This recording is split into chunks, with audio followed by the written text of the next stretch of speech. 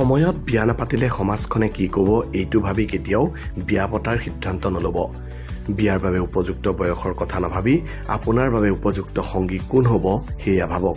বহুতৰ প্ৰশ্ন, বিয়া কেতিয়া পাতিবি? ছোৱালী ঠিক হৈ আছেনে? ল'ৰা ঠিক কৰি ৰাখিছানে? মুঠতে 25 বছৰ পাৰ হোৱাৰ লগে লগে গাঁৱৰ সম্পৰ্কীয় কিছুমানৰ মতে আপোনাৰ বিয়াৰ বয়স পাৰ হৈ গৈছে।